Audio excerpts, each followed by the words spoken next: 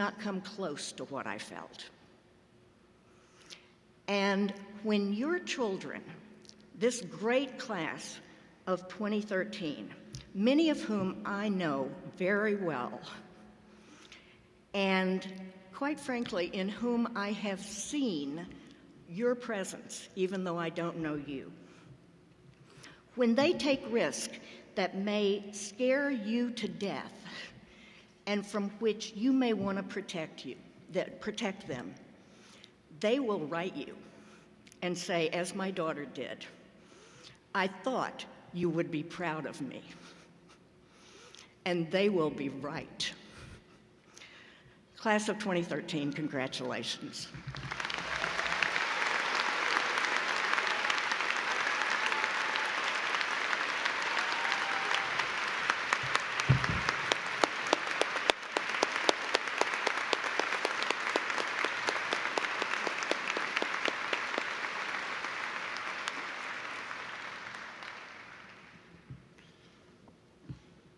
Thank you, Professor Williams.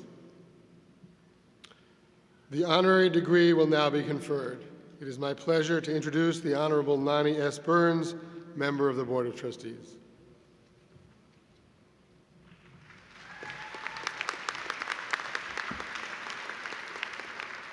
This isn't in the script, but congratulations, everybody. I'm so proud to be here and share this day with you. Mr. President, the Board of Trustees of Northeastern University has authorized the conferral of an honorary degree upon the following candidate in recognition of notable achievement in her field. Governor Margaret Wood Hassan for the degree Doctor of Laws, escorted by Corporator Adrian J. Dudley and the Honorable Margot Botsford, member of the Board of Trustees. Thank you, Trustee Burns. And it is now my pleasure to call upon Corporator Adrienne Dudley to escort the degree candidate and the Honorable Margot Botsford to join me at the podium.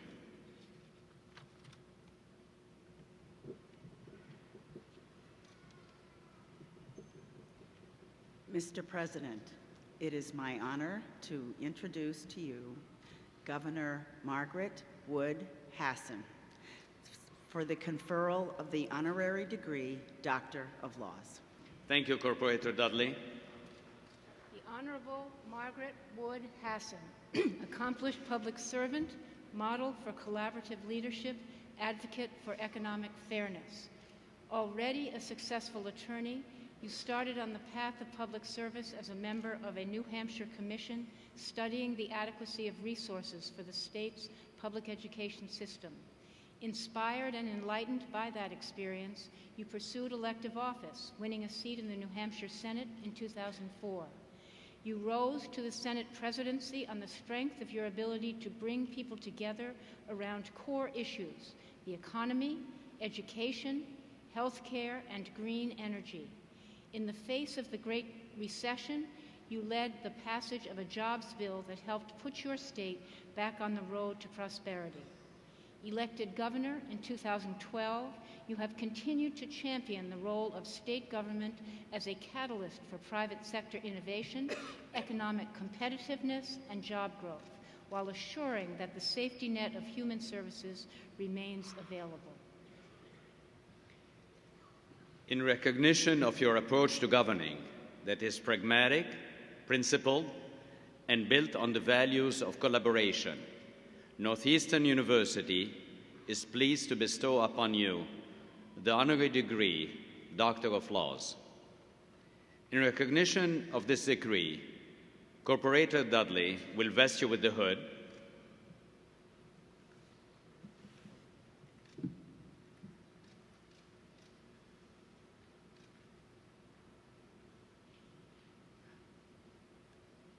and now I would like to present you with the diploma.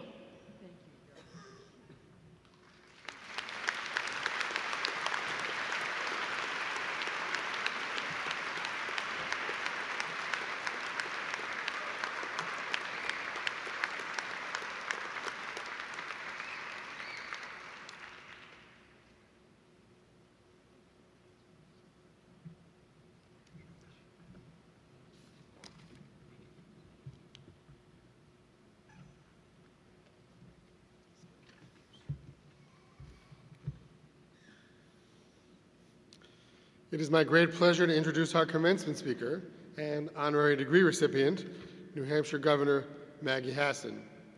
She is a graduate of Brown University and, as 218 of you will be in just a few more minutes, a graduate of Northeastern University School of Law. Governor Hassan began her career in public service in 1999 when Governor Jeanne Shaheen asked her to serve on the advisory committee to the Adequacy in Education and Finance Commission. Her experience as a business attorney, along with her role as the parent of two children, one of whom confronts severe disabilities, enabled her to provide a unique perspective as the commission did its work. In 2004, Governor Hassan was first elected to the New Hampshire Senate. During her 6 years in office, she was selected by her colleagues to serve as both President pro tempore and Majority Leader. Governor Hassan's legislative focus was on keeping taxes low, creating jobs, balancing the budget, improving access to high-quality and affordable health care, ensuring a quality education for every child, developing regional approaches to meet infrastructure needs, environmental protection, and the development of a green economy. We say she's a solutions-based governor. In 2008, she helped pass universal kindergarten, and she's worked to increase the legal dropout age to 18 and to establish alternative educational programs. Governor Hassan has also worked to enable children to remain on their parents' health insurance until the age of 26 and to pass Connor's Law, requiring insurance companies to cover treatment for autism. She also helped pass New Hampshire Working, a nationally recognized effort to help businesses and workers during the recession, sponsored the Regional Greenhouse Gas Initiative to reduce long-term energy costs, curb pollution, and create jobs, and she was instrumental in passing marriage equality in New Hampshire. As many faculty members and graduates have told me, Governor Hassan was a stellar student and a much appreciated friend when she was here at Northeastern. Political reporters say she is the same person in the car that you see on the stump. I asked one of her classmates to tell me about Governor Hassan, and he said, if you want to know what kind of person Maggie Hassan is, consider this. During the heat of a grueling election campaign, when it appeared there were no votes to spare, Governor Hassan received word that her longtime friend and mentor, Rob Sullivan, had passed away. Despite the personal cost, she made time to attend the Boston services.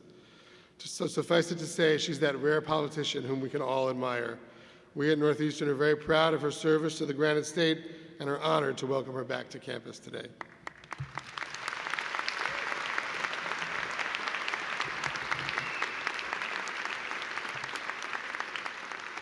Thank you, Dean Paul, for that introduction. Thank you, President Aoun, for welcoming me today. Thank you to gathered families and friends, and congratulations to the Northeastern School of Law class of 2013. Well done.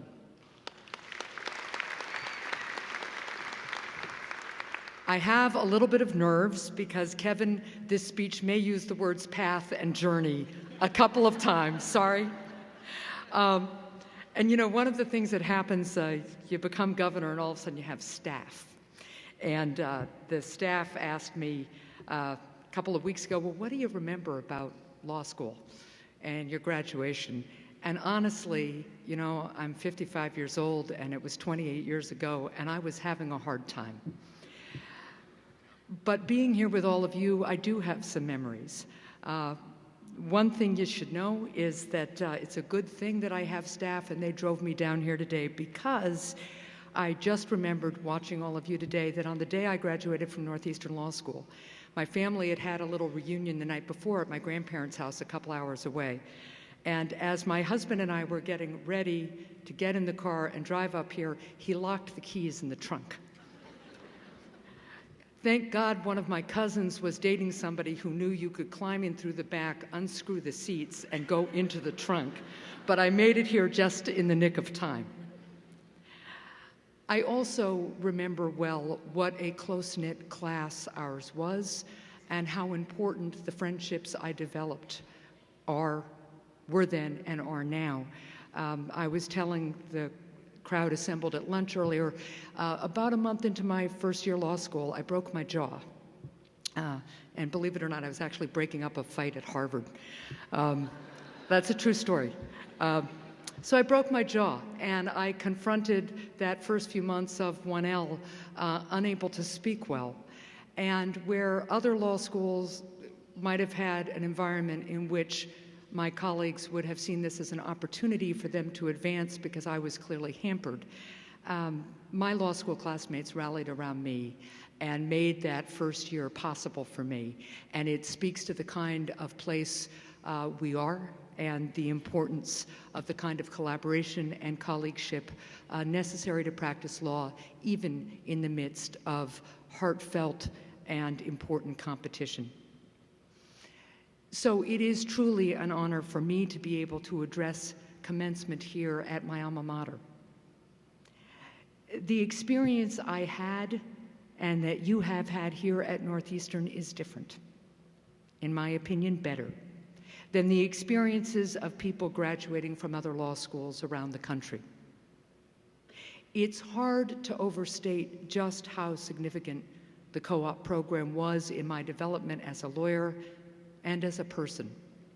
For one thing, the program brought a perspective to my legal education that can be lacking elsewhere, reinforcing that problem solving, teamwork, and cooperation are all far more important and useful in life than all-out competition. And it helped me learn that the law is about real people, real lives, not just intellectual principles. Thanks to the combination of classroom and real-world experience, I found, as you will soon find, that I was better prepared to navigate the challenges that we all face in our lives, both personal and professional. For one of my co-ops, I worked at the National Prison Project, which seeks to ensure that our nation's prisons respect the constitutional rights of inmates, just about as unpopular a group of clients as you could ever want.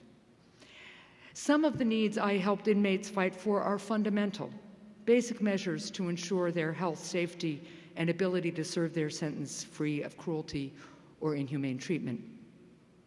Other times, legal skills weren't nearly as important as basic common sense. At that same co-op, I remember one instance where a colleague who was monitoring a consent decree at a prison in Arizona found out that the inmates had been disciplined numerous times because they had started a food fight. So she investigated a little bit. It turns out that every time that the prison served canned beets, the inmates would throw them against the wall because the beets were really awful. So my colleague, who at the time had small children, suggested to the prison something that I think would be obvious to every mother, but clearly hadn't been obvious to the prison. How about you just stop serving the beets? Problem solved, right? But more often than not, the problems that I dealt with in that co-op were far more serious. I would find myself at a maximum security prison interviewing inmates who had themselves committed atrocious crimes, but who had been beaten badly by corrections officers. So I would find myself sitting there, considering the different and difficult balance that corrections officers face, their need to ensure safety, and the obligation to protect the rights of inmates. That series of interviews and other work I did in that co-op at the National Prison Project proved to be challenging at multiple levels. But it was work that helped me develop what I believe is the most valuable asset that any lawyer can have: solid and thoughtful judgment. Over time, I learned that when people choose a lawyer, they are looking more than anything for good judgment. Of course, you also need to be technically proficient. You have to be ethically grounded.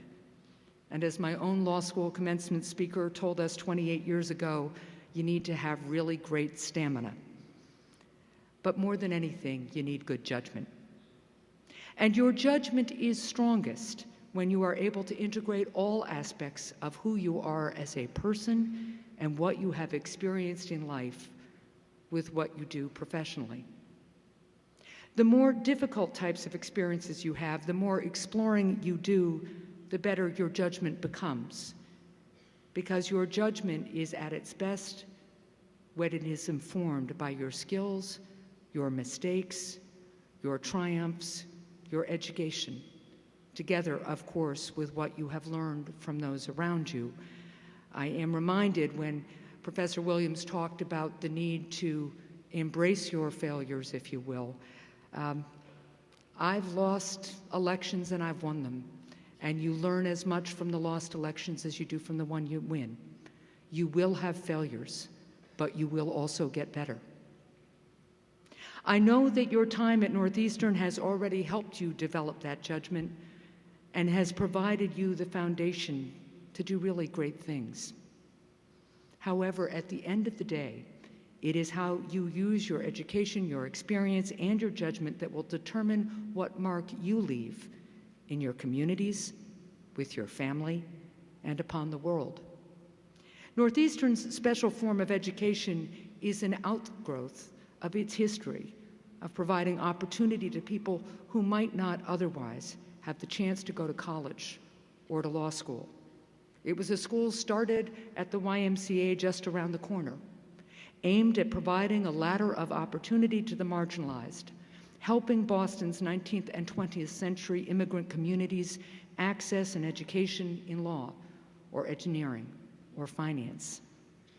That education led to stronger families, better communities, more jobs, and economic growth. This progress was reflected during my own time at Northeastern. My law school class back in 1985 was 60% women, which at the time was no small feat. And by the way, today I am a member of New Hampshire's first in the nation all-female leadership team, along with our U.S. senators and representatives.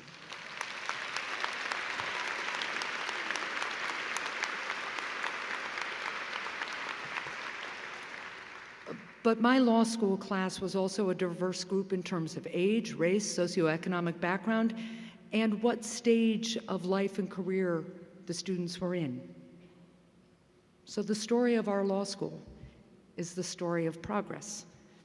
And now your training as an attorney has given you the skills and the responsibility to contribute toward that progress, to help us continue to march toward inclusion, acceptance, and equality, a journey that is essential for the continued success of our nation.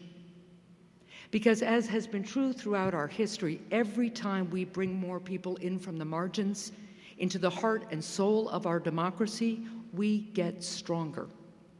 When our founders began the great experiment that is America, the notion that we could operate as a true citizen democracy while also becoming an economic force in the world was indeed a revolutionary one.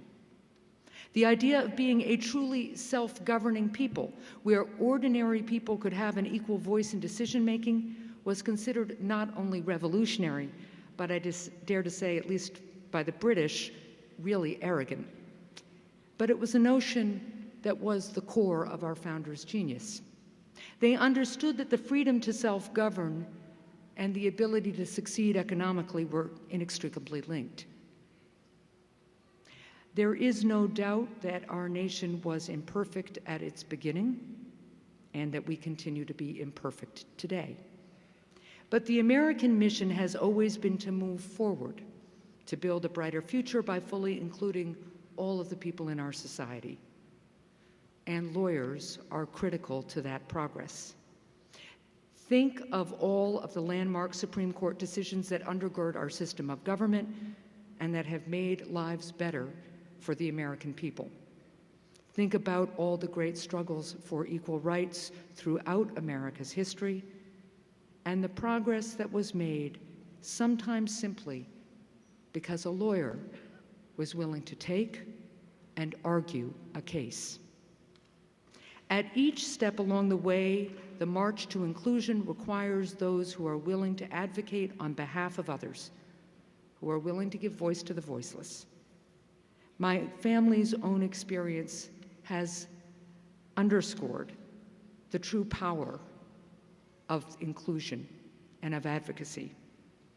It was only shortly after I graduated from Northeastern, as I was working at a large law firm here in Boston, and my husband Tom was developing his career as an educator, that we decided to start our family. When our oldest child, our son Ben, was born, we learned he had serious disabilities. Today, Ben is a wonderful 24-year-old high school graduate He is smart, funny, and according to this unbiased source, really great. But early on, it didn't take Tom and me long to realize that if Ben was going to have the opportunities that all parents want for their children, we were going to need some help. We were lucky because in the community where we lived in New Hampshire, we were able to find a network of support, including friends and families, but also professionals, early intervention specialists, a terrific public school system, and physical therapists who helped us learn how to help Ben. Our community fully embraced Ben, as they have so many others who experience disabilities. 21 years ago, a school bus pulled into my driveway. The driver lowered a wheelchair lift and Ben went off to public preschool. Sitting on my porch stoop as the bus pulled away, all I could think of was that had Ben been born a generation or two earlier, he would have been in an institution. Instead, he was going to school in his hometown, where he was going to have the opportunity to learn.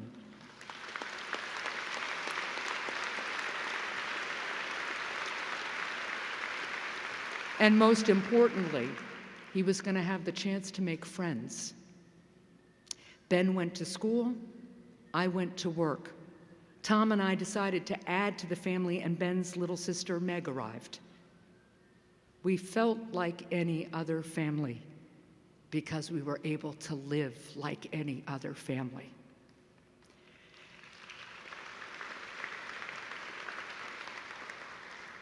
Ben's story, our story, is America's. Our story is the result of the work of families and activists who came before us and paved the way. And if you look at their stories, you'll see that at almost every step along the way, a lawyer was there advocating, helping them find their voices. So in my case, my commitment and passion as Ben's mother joined forces with my education, my legal training and experience, and I became an advocate for families like mine and people like Ben, advocacy work that, as you heard, eventually led to my decision to run for the state Senate. While in the Senate, I learned how important my varied legal career was as I undertook my new life as a citizen legislator. I'll note that the New Hampshire legislature has 400 House members and 24 senators, each of whom earns $100 a year. So it is a true volunteer, true citizen legislature. My legal career had taken me to a large law firm, then to work as in-house counsel for a large teaching hospital, and then to a small firm representing individuals, nonprofits, and businesses. The most important thing I learned in all of these settings was that my client mostly wanted the same things, no matter where they worked or what their station in life. They had similar goals: to live their lives in good health, to provide for their families and keep them safe, to have the freedom and opportunity to move forward. I learned to appreciate and sometimes even understand many diverse points of view. And I learned that an excellent lawyer needs to know when to shift from making the best argument possible to focusing on collaboration and problem solving. And it was the lessons that I learned in my combined role of mother, lawyer, advocate, and legislator that led to my decision to run for governor. Each experience I had in life built on the last, contributed to the next, came together in ways I could never have predicted, and helped me as I worked to participate in my community and serve my state. Each of you has the same opportunity. Each of you is poised to help lead the way in the next chapter of our progress, and we need each of you to be engaged in the citizen democracy that drives us forward. Because the progress isn't accidental. The success of our American experiment relies on each generation working harder than the last to move us forward, and it relies on the sound judgment of dedicated advocates. It seems as though at this moment in time, we are witnessing another important step in our collective journey forward as more and more states move towards marriage equality for all loving couples.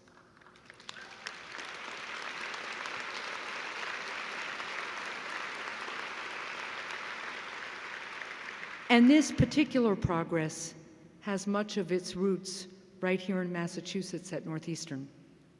In the landmark Massachusetts Supreme Court case, Goodrich versus Department of Public Health, which provided that same-sex couples have the right to marry, it was, as you heard Professor Williams refer to, it was Mary Bonato, a Northeastern law grad, who served as lead counsel, advocating for the inclusion of all people. My own Northeastern law education was critical to me as I worked with my colleagues in the state legislature in 2009 to bring marriage equality to New Hampshire. We were the first state in the nation to adopt marriage equality solely through the legislative process without the force of court order.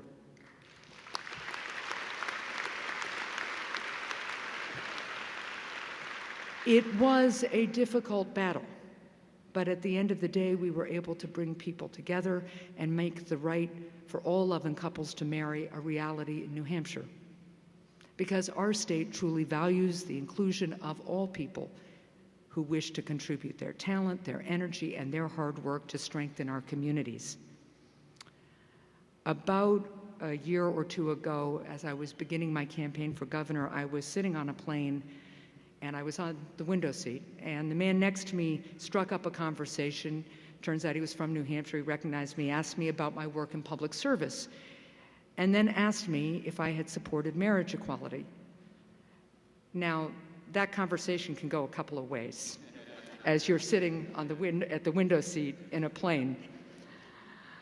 Well, it turns out that the gentleman next to me was a recruiter for one of New Hampshire's largest employers. And he said to me, and I really didn't expect this, marriage equality is one of the best recruitment tools I have. Obviously, it wasn't because he was just recruiting gay or lesbian individuals.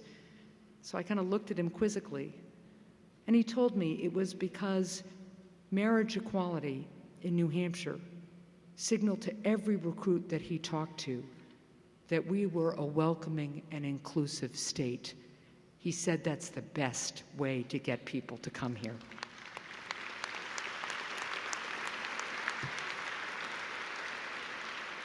Every time we have extended freedoms and opportunities to more Americans, and every time we have brought more people in from the margins, as hard as it can be to do, every time we've brought them into the heart and soul of our communities and democracies, our economy and our nation has grown stronger.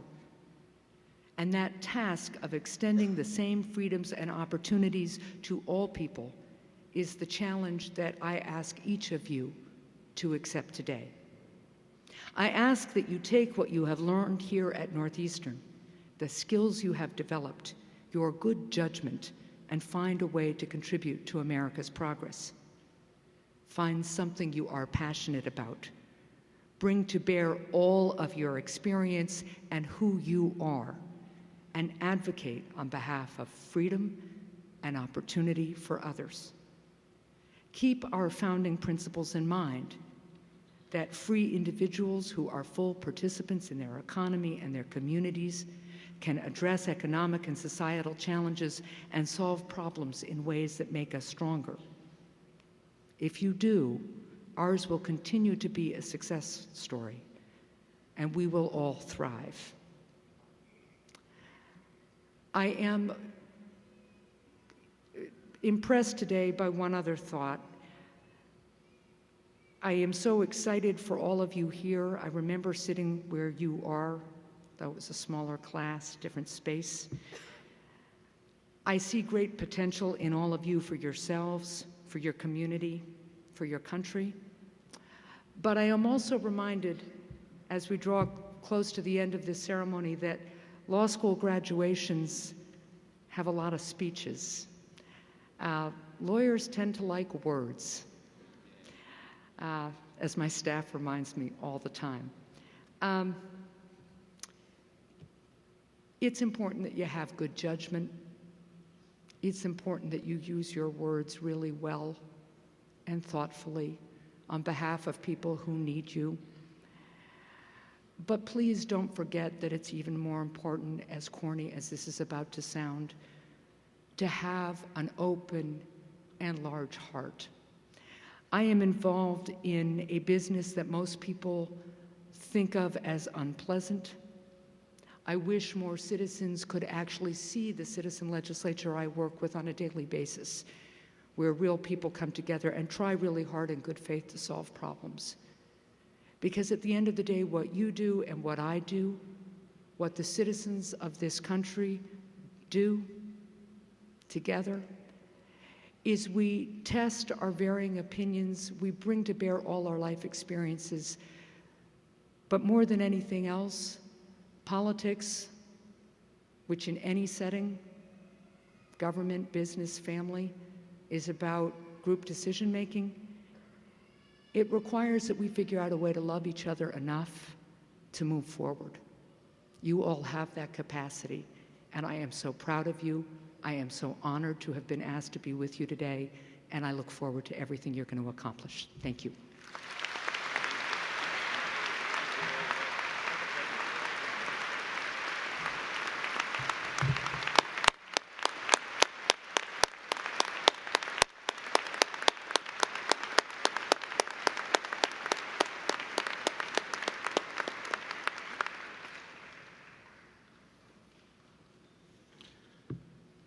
Thank you, Governor Hassan, for being here with us today, for your stirring and well-chosen words, and for the big heart you bring to work every day. And now, the moment of truth. The degrees will be conferred. I call upon Stephen W., Director, Provost, and Senior Vice President for Academic Affairs.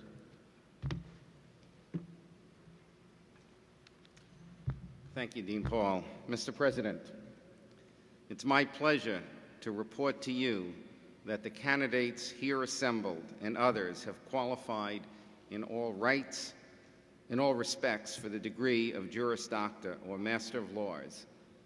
They have successfully completed curricula offered by the School of Law and have been recommended by the faculty and the Council of Deans to be awarded degrees in recognition of their academic accomplishments.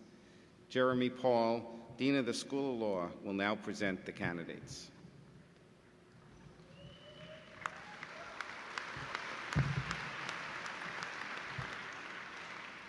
Will the candidates for the Juris Doctor degree please rise and remain standing until your degree has been conferred?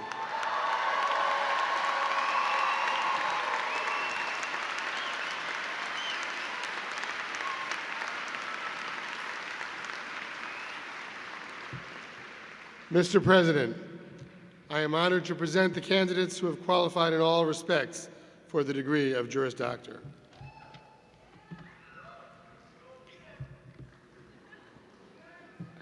I need to read that, otherwise you won't have the diploma. So by virtue of the authority vested in me by the Board of Trustees of this university, I do hereby confer on you and all those who have properly qualified the degree of Juris Doctor with all the honors, privileges, and responsibilities thereunto pertaining. Graduates, congratulations.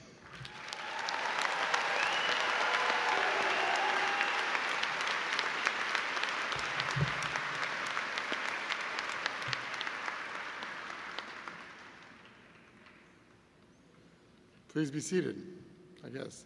Will the candidates for the Master of Laws degree please rise and remain standing until your degree has been conferred?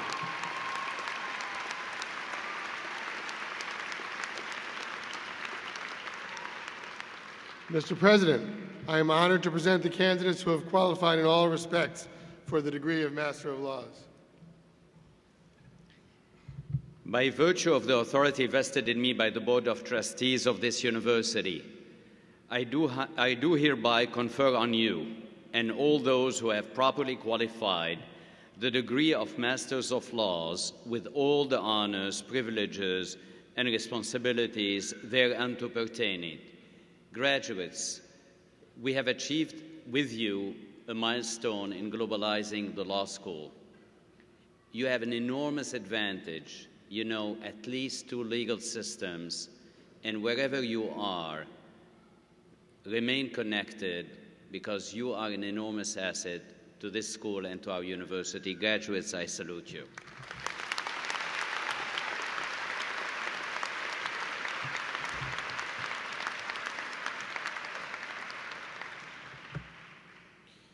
Will the graduates please be seated? The marshals will now present the graduates to the platform.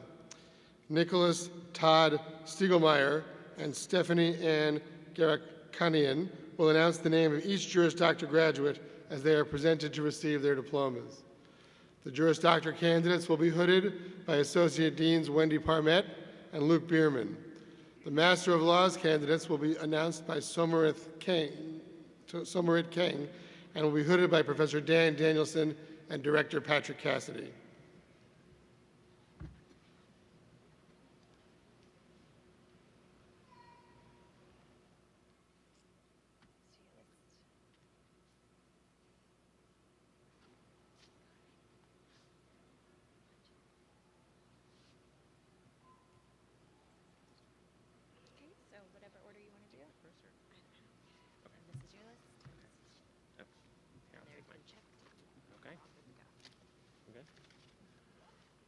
Alrighty. Clayton A. Adams.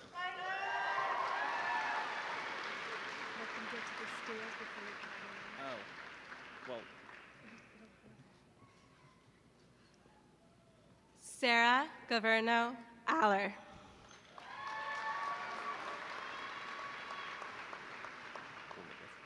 Samantha G. Andler. Nicholas W. Armington. Okay.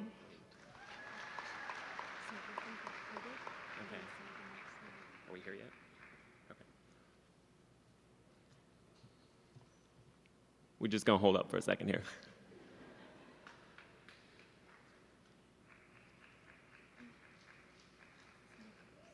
Okay, say it again. Do you want to say it again?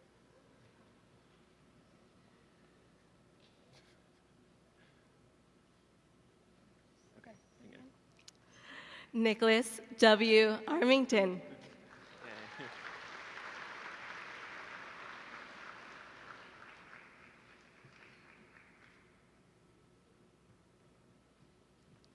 Priya Ashok.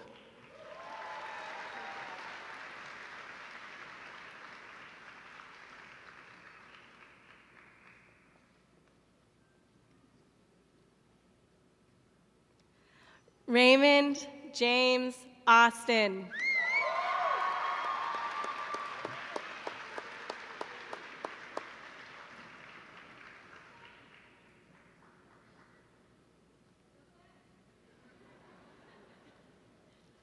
Adam Isaac Bako.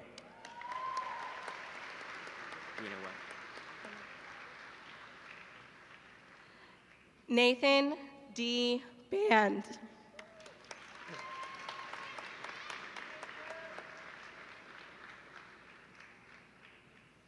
Molly Catherine Durham Barker.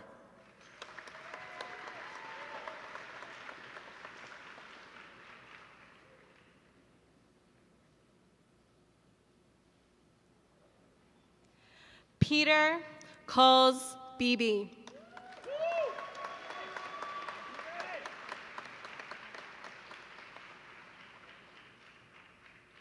Kathleen Tara Bean.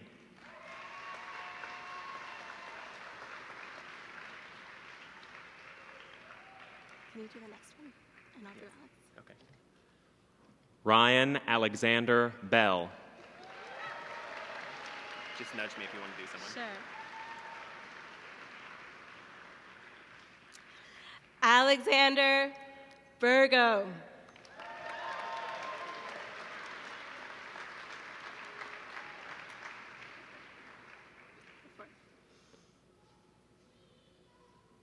Arpita Bhattacharya.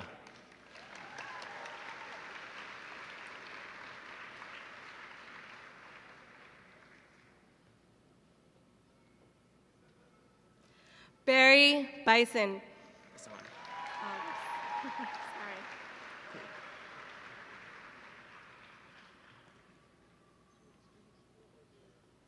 Jennifer M. Blankenship.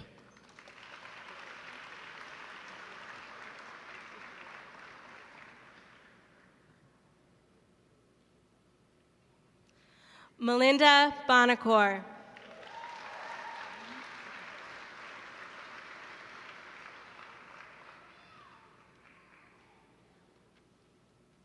Alexandra Jane Bonazzoli. Oh, can I do Aaliyah? Yeah, do it. Aaliyah Michelle Bolt. Yay.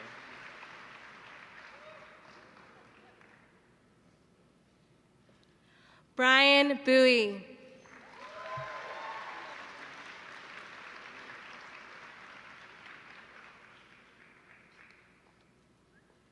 F. Brendan Burke III.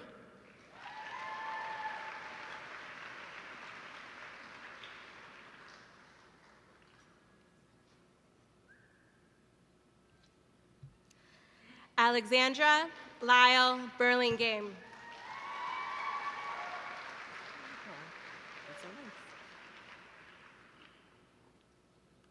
Julia Nicole Butner.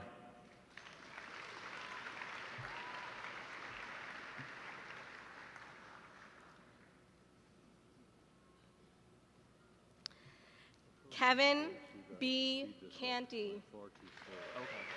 We have to go faster. But we're not the ones in charge. Gregory Lloyd Carr, Jr. Then hold them quicker.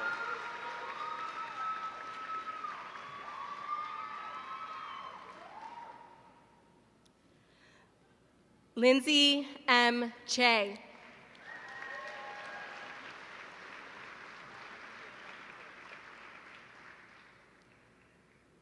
Emily Ina Chamberlain.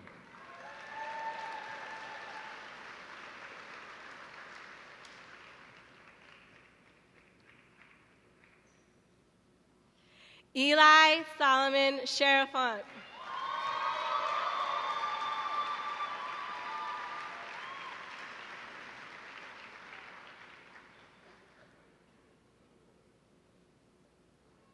Diana Chang. Look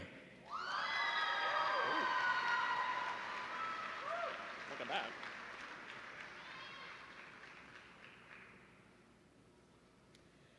Jennifer Chu.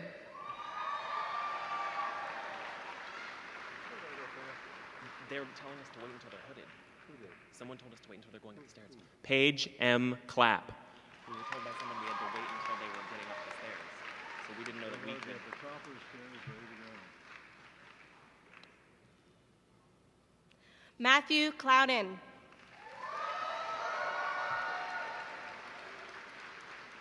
I guess I'll just go. Courtney Collins.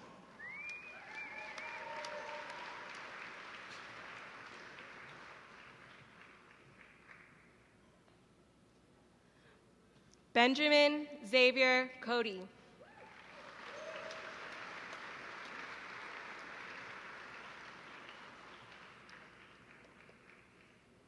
Tyler Daniel Crosby. Oh, Allison left? She is here. Yeah, she is. I saw her. Graham A. Cunningham.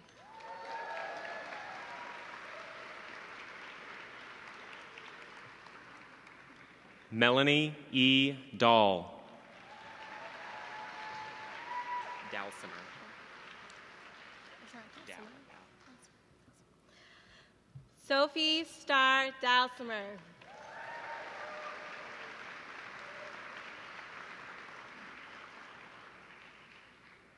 Melissa Kathleen Danforth. Yeah, she's still here. Allison's here, yeah. Allison Daniel.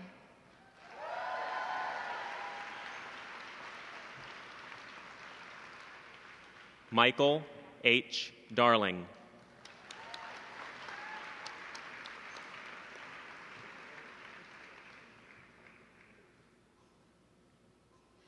Nikisha Davidson.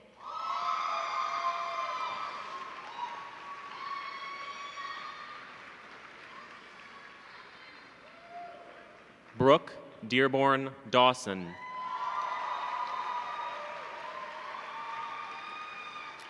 Daniel Michael DeBlander.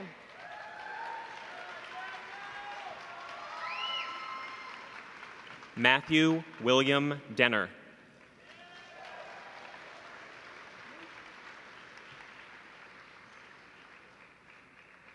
Catherine Ann Dennis.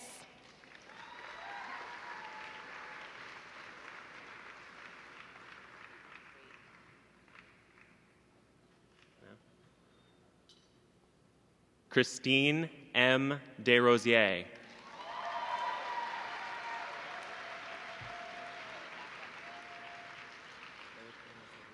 Morgan Lisa Early.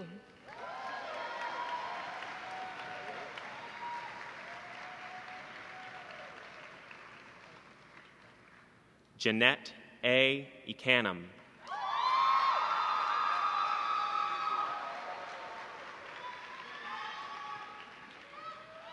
Armand Michael Enos III.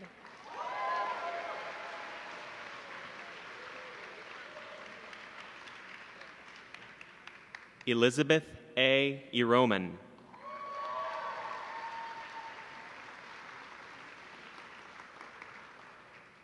Carla Elizabeth Erskine.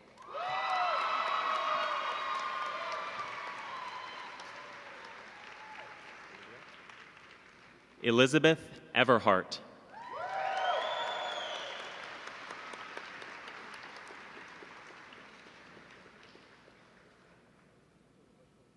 Tanya M. Farmer.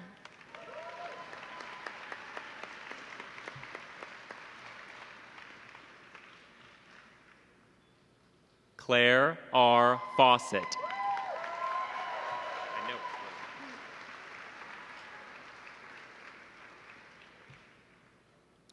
Bayless Fitteman.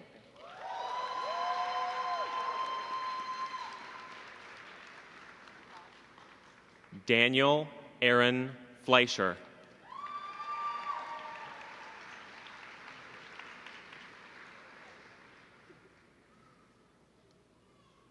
Lawrence C. Fleming.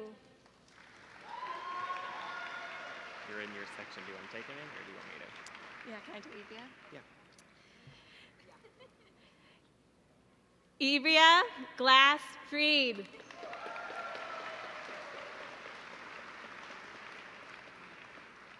Janice M. Gardner.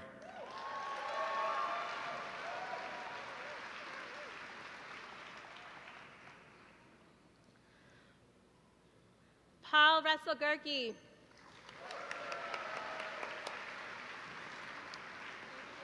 Skip you. Go for it. Okay. Alexander E. Gillis. Can you do Sarah too? Yes, you can.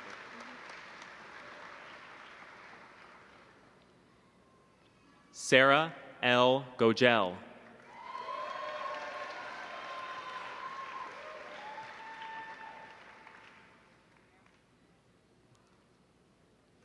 Josefa Gonzalez.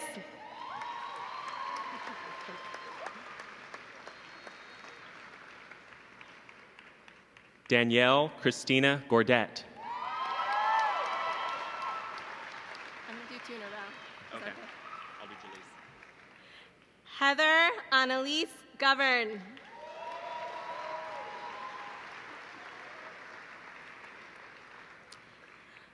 Charlene Del Grace.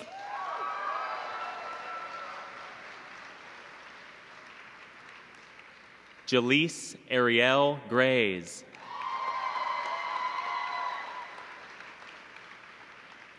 Daniel R. Green. Meryl Diane Grenadier.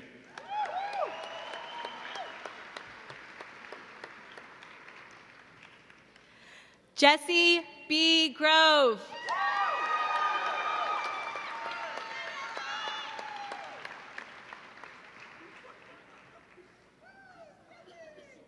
Alexander Anthony Halls.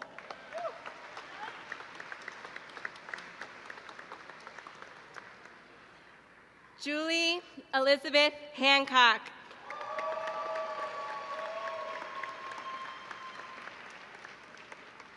Jennifer Diane Harold.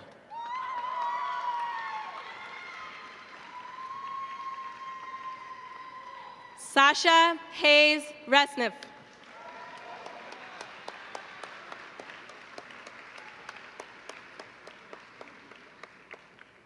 Elizabeth Jalan Hayes.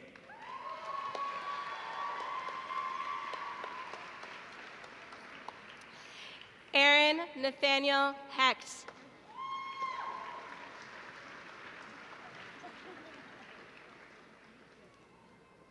Stephanie Marie Heron Mendes.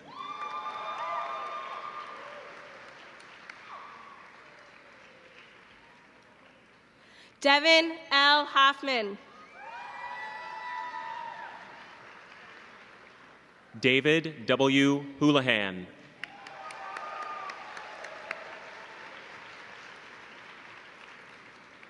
Jennifer Lynn Ioli. Mia Tiffany Jackson. Oh, sorry. I went a little quick. You can't see anything. I'm graduating. Yeah. Valerie Catherine Jackson.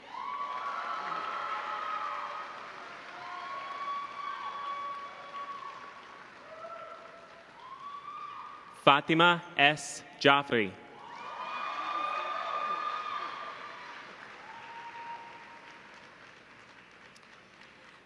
Eva Gail Jellison.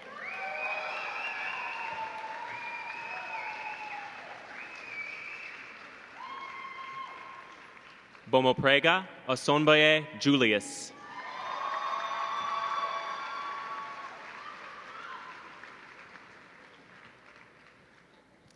Jacqueline Shore Kaplan, who's being hooded by her father, David Kaplan, class of 1952.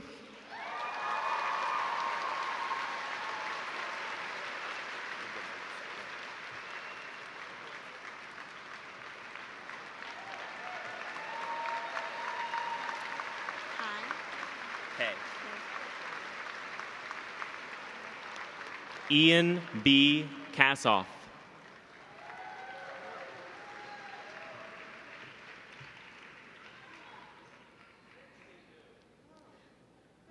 Oh, sorry. Rebecca A. Kay.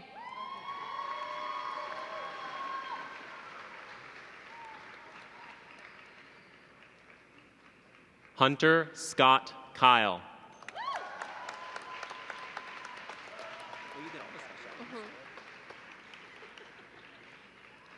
Caitlin Simon Kenny, who is being hooded by her father, Robert Kenny, class of 1973.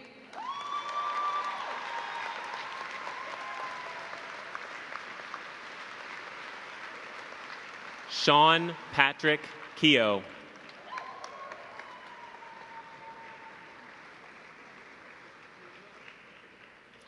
Eileen Kim.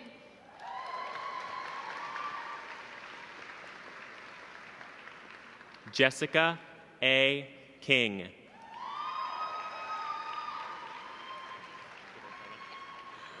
Michael A. Kippens.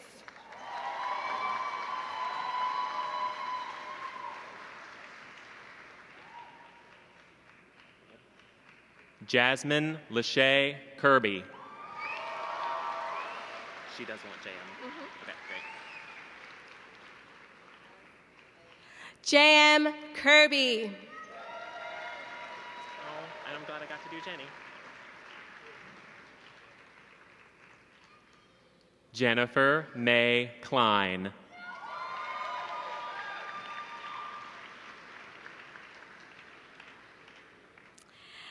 Alice Catherine Copey, who is the recipient of the Public Interest Law Scholarship, the Deach Public Interest Law Scholarship, and she's being hooded by Susan Deach.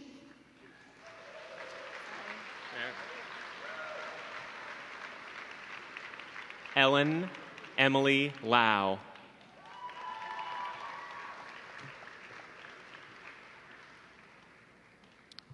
Robert Lazar.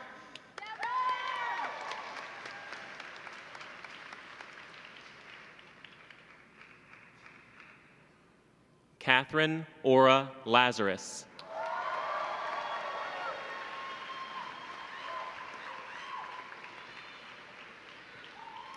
Michelle Lewis. Thanks. Robert F. Lee.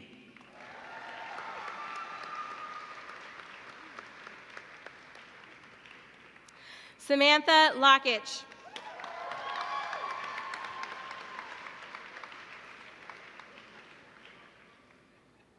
Sari Michelle Long.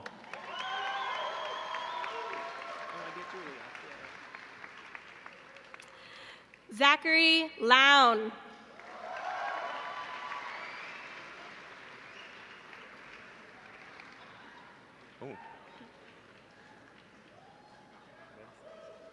Julia Alice Lum.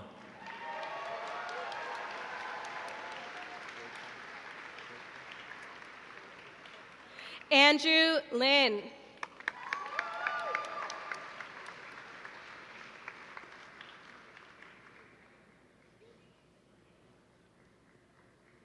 Shweta Mahajan.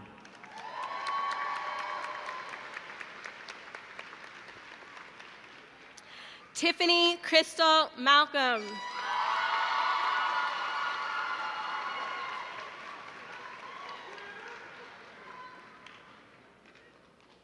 Kevin William Manganero.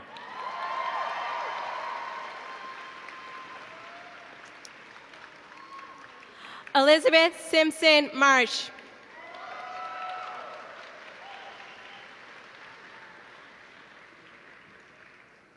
Claire Elizabeth Marshall. Thomas Clifton Maxim.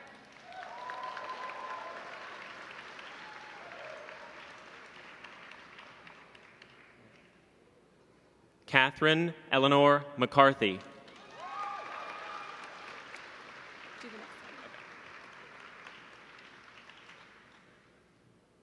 Marie A. McKiernan.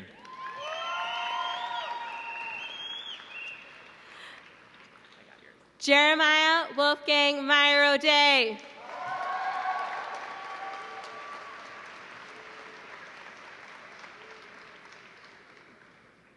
Desiree D. Mitchell.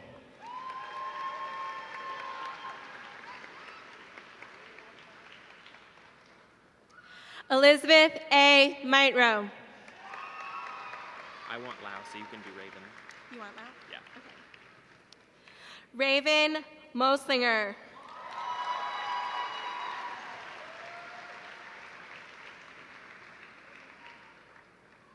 Laura Georgina Ana Montes.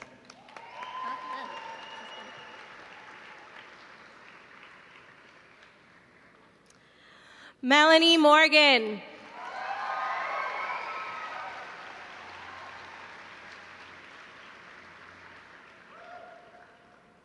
Amanda Jean Morrissey.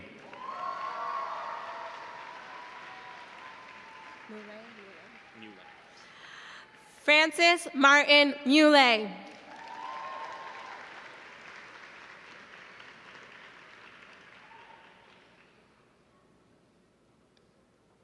Desiree Yvonne Murphy.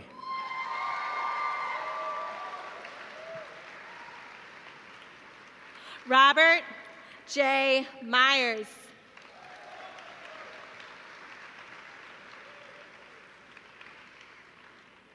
Joshua Daniel Nadro.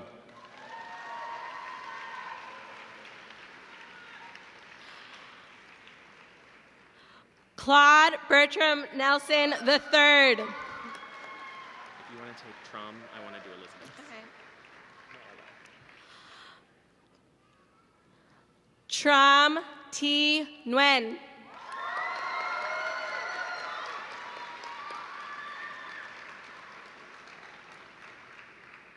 Elizabeth S. Salai.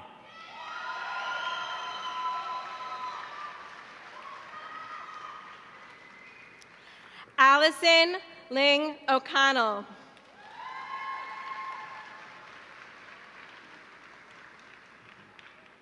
Nathaniel DeHouse Okeisen. Brianna M. Olson.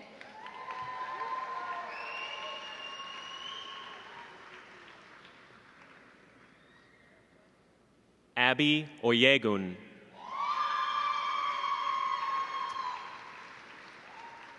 Kenneth Parker.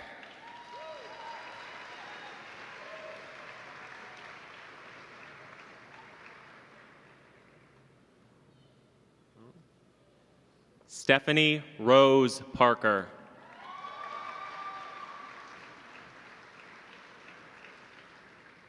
Monica Louise Passano. Can I take both peñas?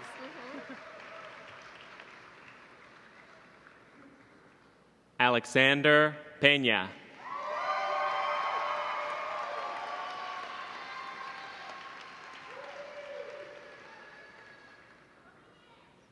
Kelly Marie Peña.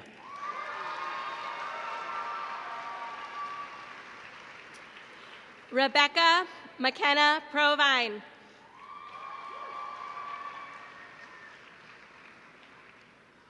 George Joseph Puttester IV.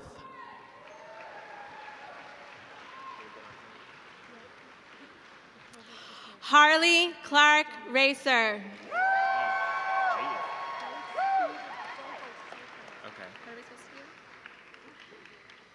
Catherine Lee Radke.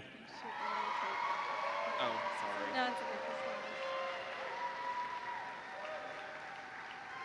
Nicole Marie Rasmus.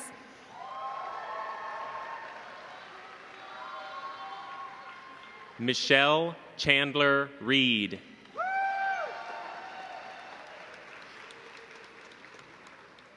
Natalie S. Rice.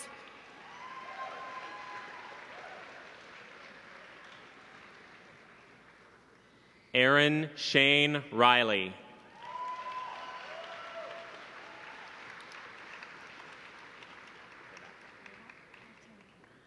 David Reaney.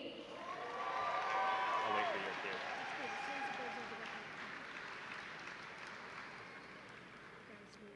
Julie Christine Roberts.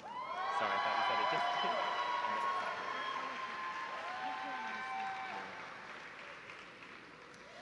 Sean Robinson.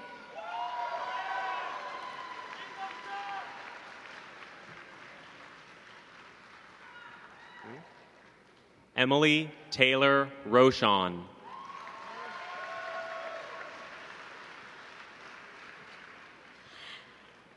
Kay Jogath Roberts.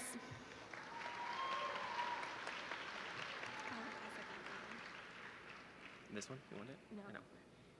David G. Rossi.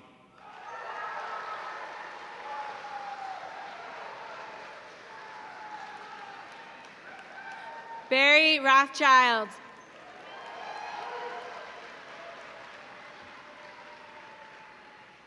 Stephen Kendall Roundtree, Jr.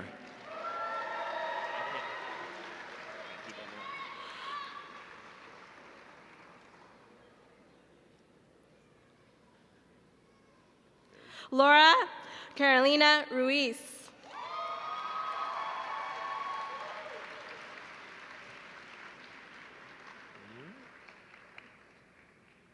Jillian Beth Sadler.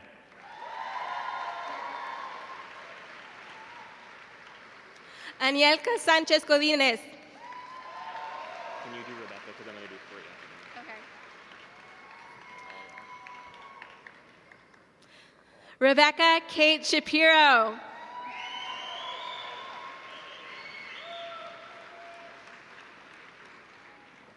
Chelsea Noel Schmitz.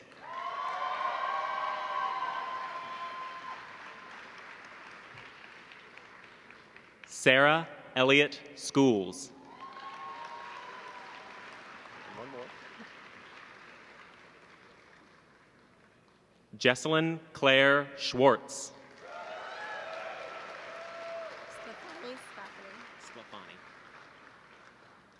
Samantha J. Sclafani. You can do this one because I want to do Toby and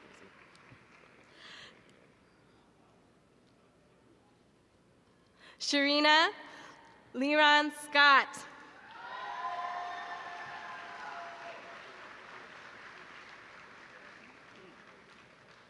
Ryan Surface.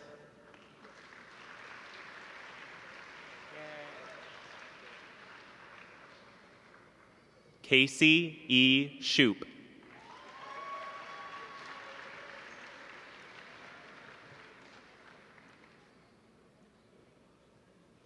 Arshia Simpkin.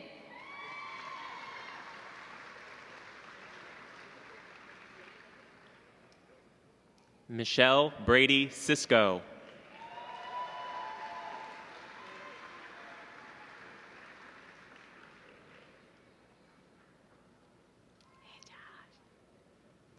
Lindsay Daniel Smith.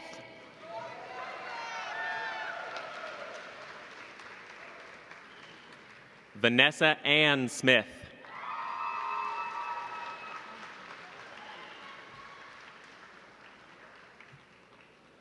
Janaea Latisse Snell.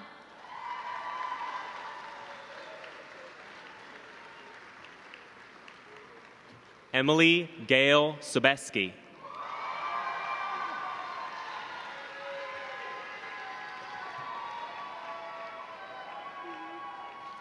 Joshua Lee Speicher.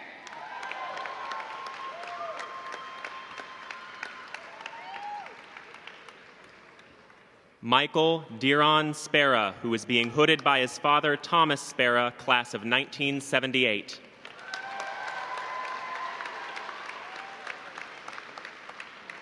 I'm going to do the next two. Okay, that's great. Kimberly M. Strovink.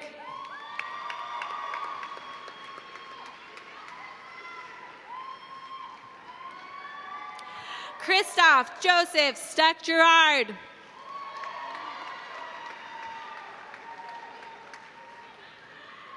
Edward Owen Sweeney.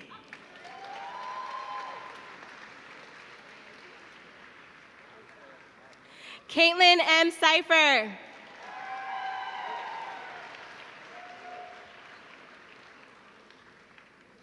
Tejasi Hemant Thate. Spencer Ryan Thibodeau.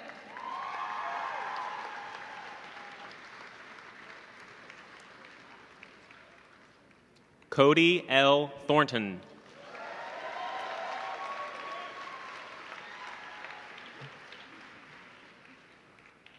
Robin Denise Trangsrud.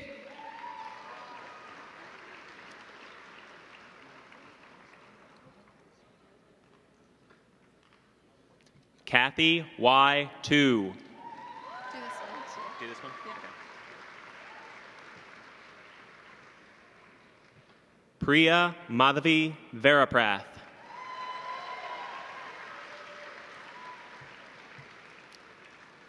Minnie Elizabeth Varghese.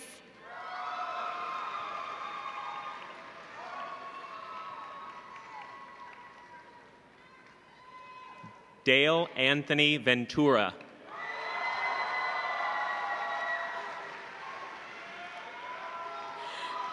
Lindsay Paige Walker. This is Adriana, just so you know. Adriana. Oh, am I going now? No, I would. Natalie Sue Walker. I meant on this one. Oh, that's right. Adriana. Sydney Adriana Walker.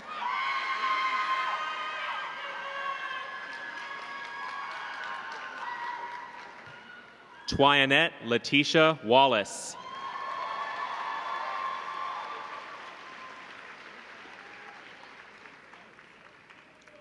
Zachary M. Wallach. Yeah. Claire Alexis Ward.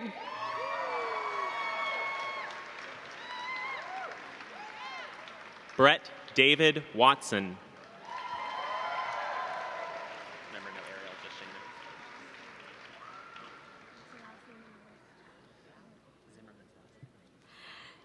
Shayna Weisman. Oh, can I do Amanda? Yeah. Amanda Ray White.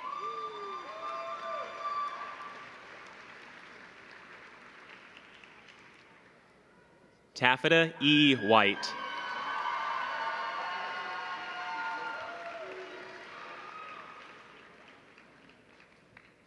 Ken Wazurza. Can I do the next two? Sorry. Okay. Dale Joseph Willett.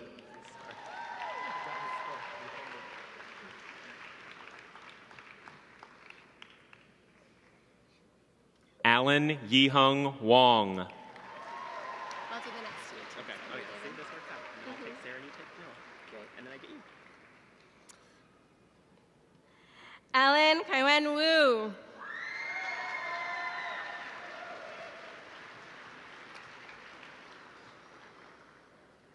David Wurzburg.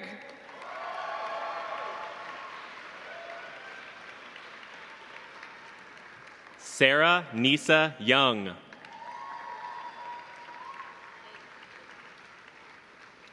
Noah Matthew Zimmerman. I'm going to do her, and then someone's doing me. So can I? Stephanie Ann Garakanian.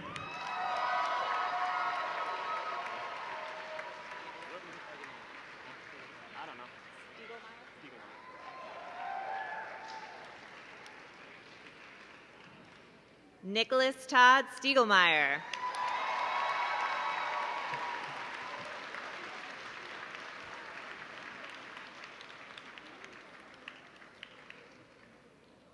Seda Akai Honor.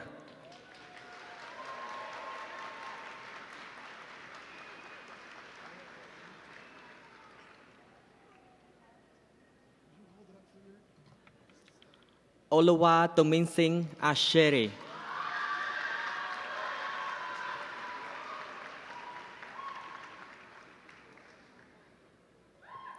Erskan Chilik.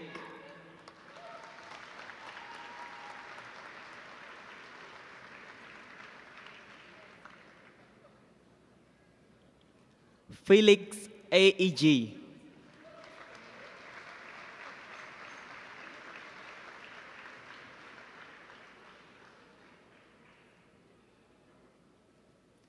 Paola Gentile Goldenthal.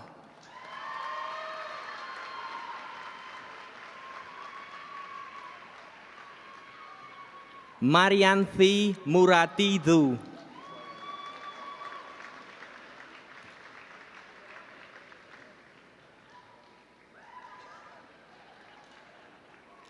Floman Niambi Tendong.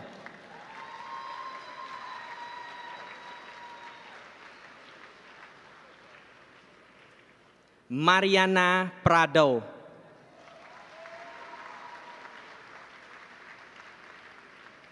Doigo Shenar.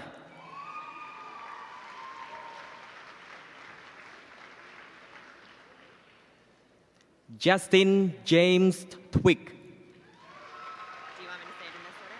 No, yeah. Kang Somari. Yeah, Somari. Somari. Somari. Go ahead. Kang Somarit.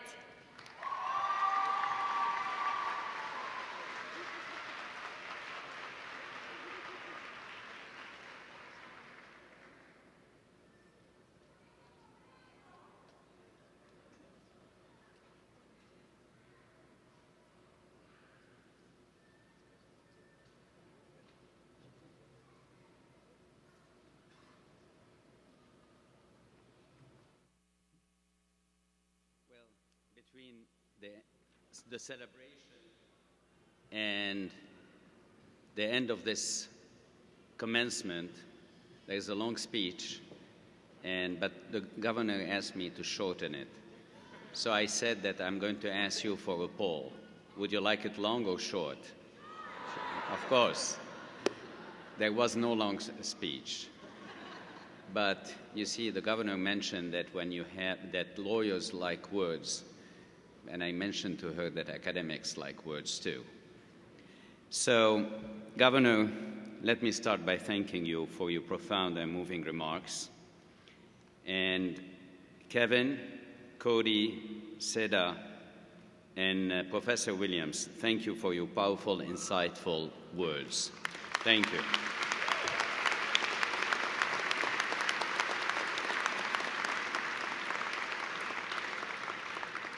Dean Paul, this is your first commencement. Congratulations and welcome.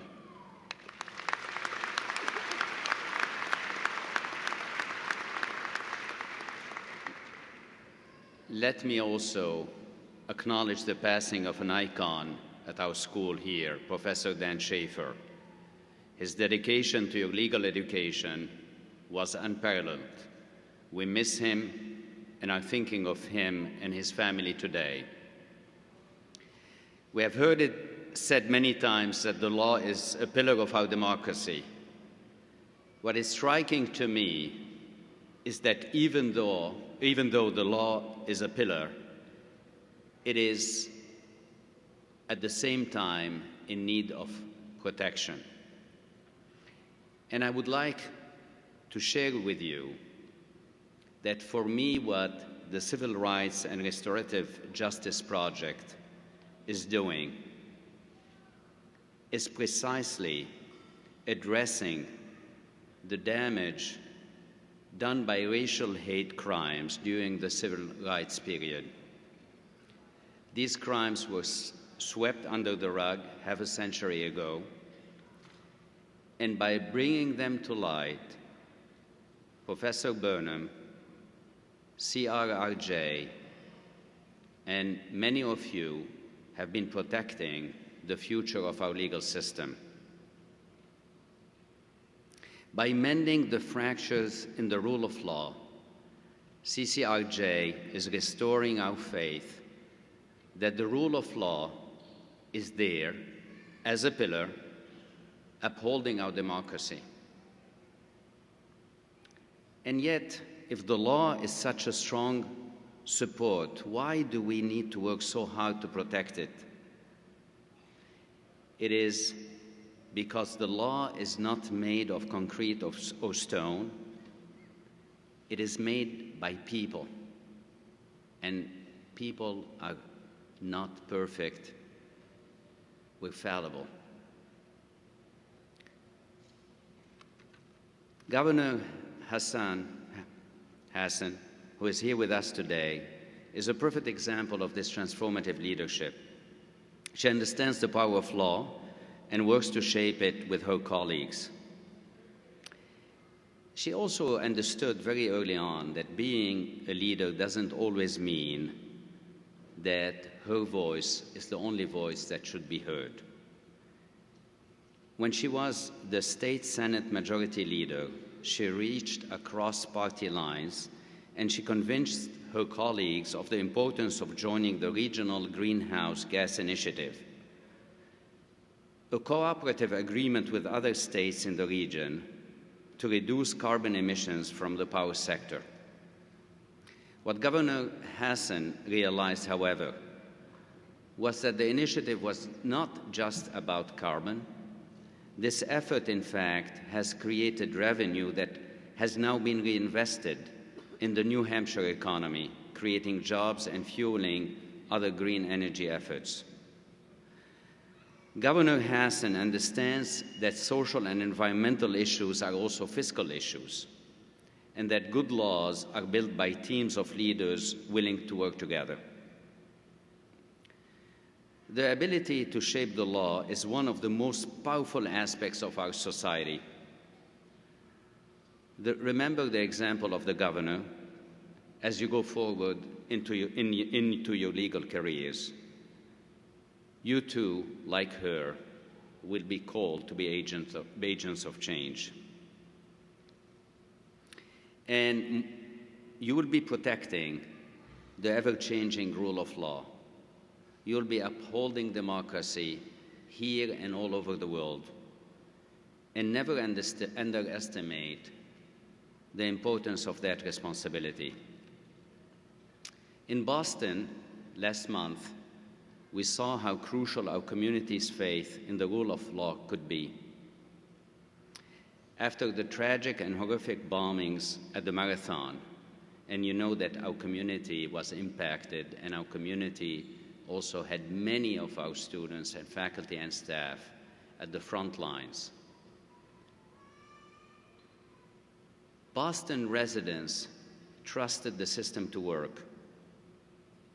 And even in the throes of our shock and grief, we believed that our system would work to find those responsible. Our confidence was well-founded, and with the remaining suspect apprehended, it is up to the lawyers now to take over. Once again, we will trust the rule of law to bring those responsible to justice. Some of you, I heard, are going to courtrooms, others to boardrooms, NGOs, or government agencies here and throughout the world. Some of you will hang out your own shingles, and others will join large law firms. Actually, my son is part of a large law firm, and he doesn't have a life. Well, I guess he could hear me now, so I have to retract that. But no matter where you go and how you use your legal education, it's clear to me that you're ready. So as the next generation of lawyers, here's my charge. And I didn't use the term journey yet, so I won't do that. Be a force for social good, remembering that while the law often follows existing beliefs, it also can lead changes in attitudes and practice. Design practical, creative solutions to our society's challenges. We honor what you have accomplished and all the promise you represent to our society. Graduates, I salute you. Congratulations. Go have fun.